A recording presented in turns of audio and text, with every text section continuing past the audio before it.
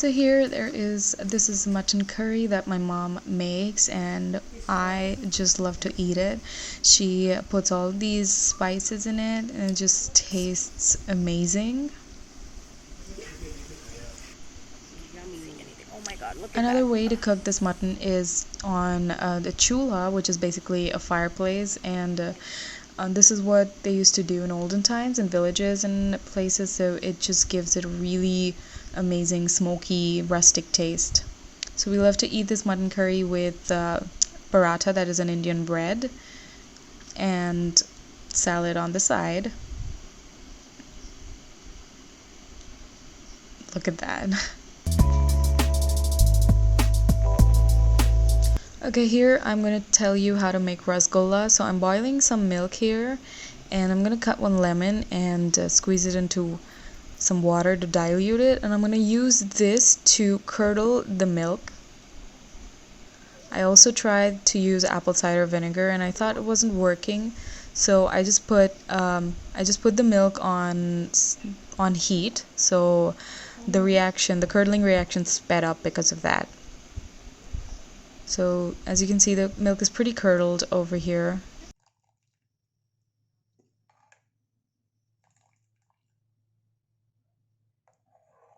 Yeah, I'm just gonna take a strainer, put a fine cloth over it, and I'm just gonna drain all the water from the curdled milk.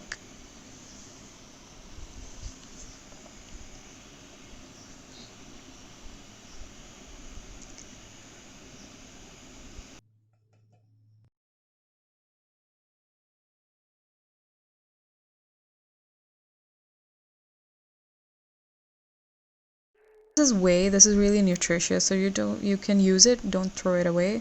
Here I'm hanging the milk for about an hour to drain all the water. Right, and meanwhile I'm gonna make sugar syrup.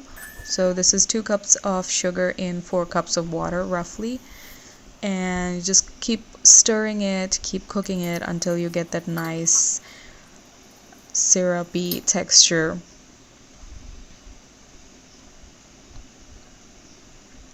So rasgulla is basically, if I roughly translate it to Hindi, is just balls filled with juice. So it's basically the balls of the curdled milk, and it's just juicy with sugar syrup in it. Alright, so after an hour now I am just breaking apart the whole curdled milk, and I'm gonna knead it until it's really smooth. So you gotta knead it for like a good 10 to 15 minutes, and just make sure there are no lumps in it. It's gotta be like really smooth. You shouldn't even be able to see like even very small lumps. So you just keep kneading it until it's like super smooth and very creamy. So now it's done, and I'm going to just roll it and divide it into roughly 18 parts. And now I'm just rolling all those parts into perfectly round balls. So you're gonna get like amazing balls. If it's really creamy, then you will get balls like this. Otherwise, it's gonna break apart. So it's really important. Now I'm gently going to drop all of this in sugar syrup. Make sure you do it gently, otherwise they might break apart in the syrup. And make sure you do this on high heat. So after all the balls are in, we will cook this for about 7 to 8 minutes with the lid on.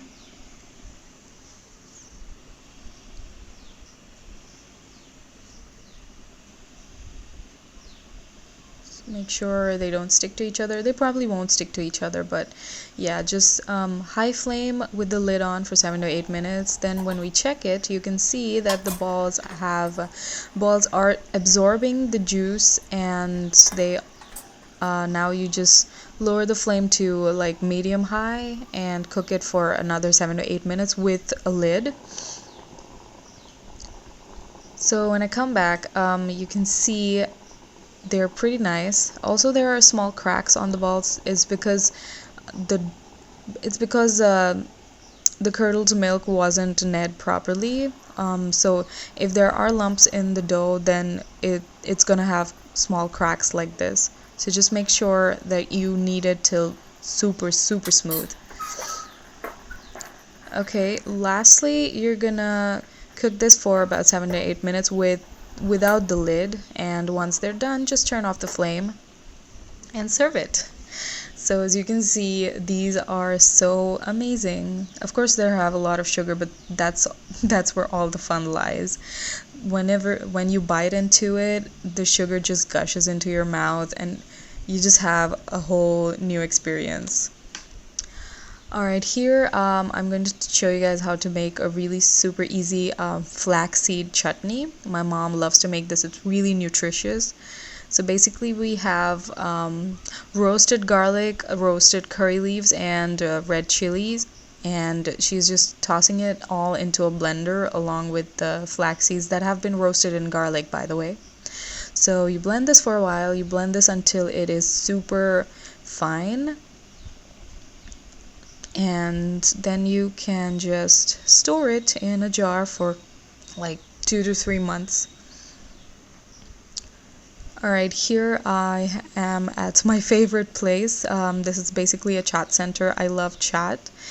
So we just love this food called Save Puri, and this is like my favorite, to be honest.